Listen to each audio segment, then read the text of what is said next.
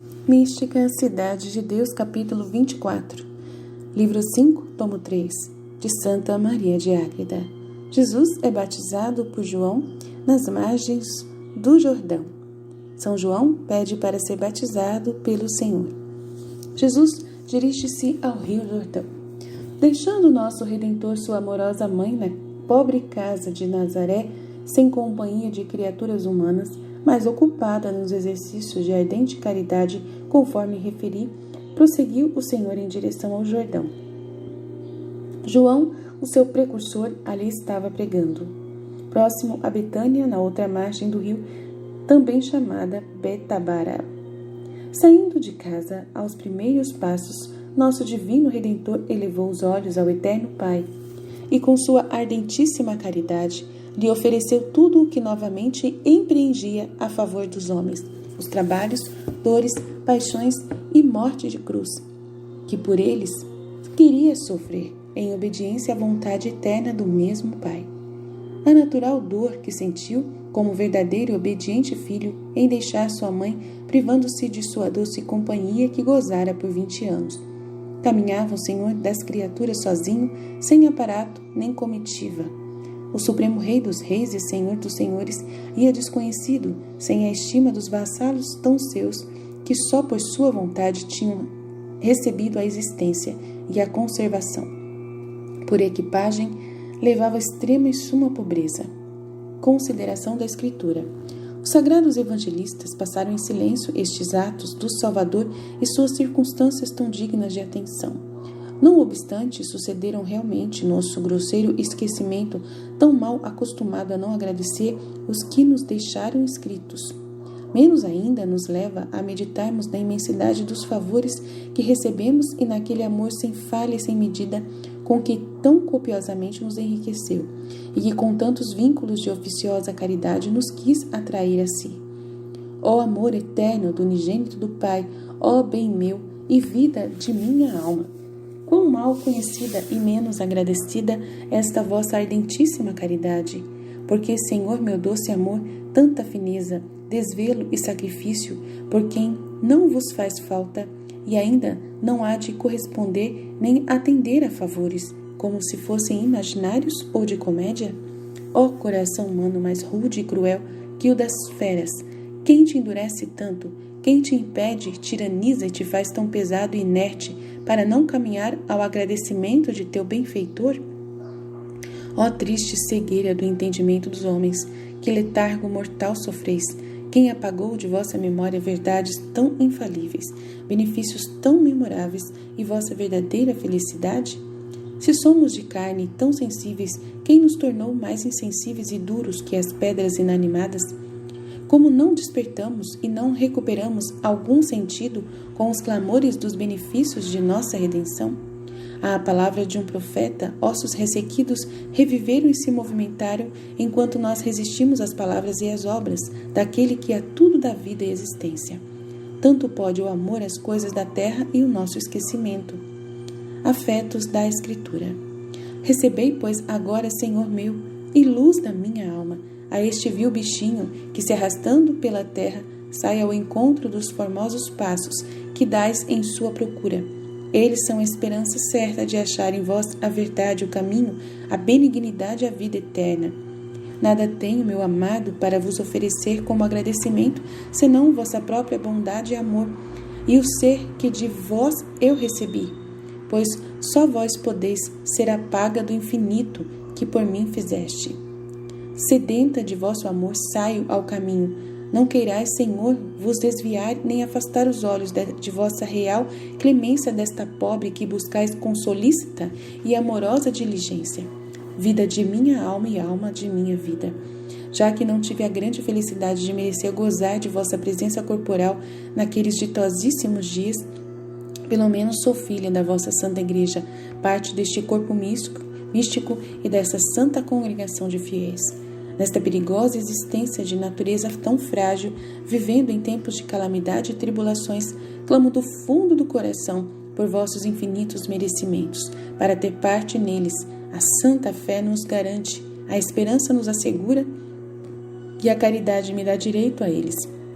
Olhai, pois, a esta humilde escrava, para me fazer agradecida a tantos benefícios, sensível de coração, perseverante no amor e toda do vosso agrado e maior beneplácito.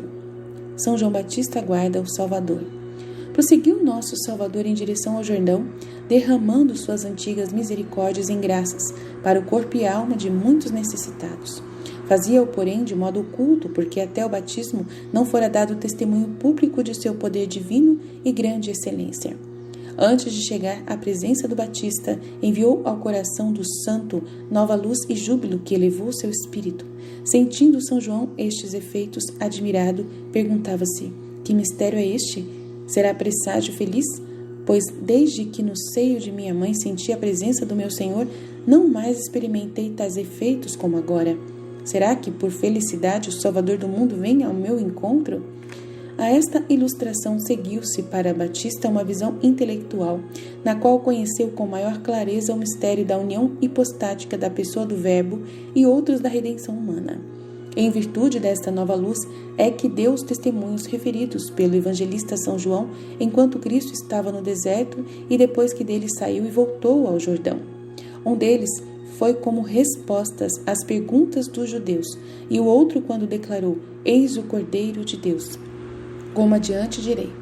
O Batista já conhecera estes mistérios ao receber do Senhor a ordem para pregar e batizar, mas nesta visão este conhecimento foi renovado com maior clareza e profundidade, ficando ciente de que o Salvador do mundo vinha lhe pedir o batismo. Testemunho de João Batista. Chegou, pois, Jesus entre os demais e pediu a São João que o batizasse como os outros. Conheceu-o o Batista e, prostrando-se aos seus pés, lhe disse: Eu é que devo ser por vós batizado e vindes pedir-me o batismo a mim? Como refere o evangelista São Mateus 3,14. Respondeu o Salvador: Deixa-me agora fazer o que desejo, pois assim convém cumprir toda a justiça. A atitude do Batista, recusando-se a batizar Cristo Nosso Senhor e pedindo-lhe o batismo, deu a entender que o reconheceu por verdadeiro Messias. Isto não contradiz as palavras que São João Evangelista, em João 1:33, refere do Batista quando disse aos judeus: Eu não o conhecia. O que, porém, me enviou a batizar em água me disse: Aquele sobre quem vires descer o Espírito Santo, esse é que batiza no Espírito Santo. Eu o vi e dei testemunho de que este é realmente o Filho de Deus. A razão de não haver contradição nestas palavras de João com as de Mateus é porque o testemunho do céu, a que Batista se refere, foi na visão e conhecimento que fica dito. E até então ele não vira a Cristo ocularmente. Era este conhecimento ocular que o Batista declarou não ter tido de Jesus, até que viu Jesus corporalmente, e ao vê-lo instruído pela luz da revelação, prostrou-se aos pés do Redentor, pedindo-lhe o batismo. Revelação da Santíssima Trindade. Acabando São João de batizar Cristo Nosso Senhor, abriu o céu e desceu o Espírito Santo visivelmente na forma de pomba sobre sua cabeça. Ao mesmo tempo ouviu-se a voz do Pai que disse: Este é meu Filho amado, em quem tenho o meu agrado e complacência. Esta voz do céu foi ouvida por muitos dos circunstantes, que não desmereceram tão admirável favor, e viram também o Espírito Santo na forma que veio sobre o Salvador. Este foi o maior testemunho da divindade de nosso Redentor, que poderia ser dado tanto por parte do Pai, que o declarava seu Filho, como por parte das demais circunstâncias. Em tudo se manifestava que Cristo era Deus verdadeiro, igual ao seu eterno Pai na substância e perfeição infinitas. Quis o Pai ser o primeiro a testificar do céu a divindade de Cristo, para que, em virtude de seu testemunho, ficassem autorizados todos quantos depois seriam dados no mundo. Teve ainda outro mistério esta voz do Pai. Foi como defesa do crédito de seu Filho, recompensando-lhe a humilhação de receber o batismo que servia para remédio do pecado que o Verbo humanado não tinha, pois era impecável. Os méritos da humildade de Cristo. O ato de humilhar-se na forma de pecador, recebendo o batismo com os que eram pecadores, Cristo ofereceu ao Pai por obediência e para se reconhecer inferior quanto à natureza humana, comum aos demais filhos de Adão.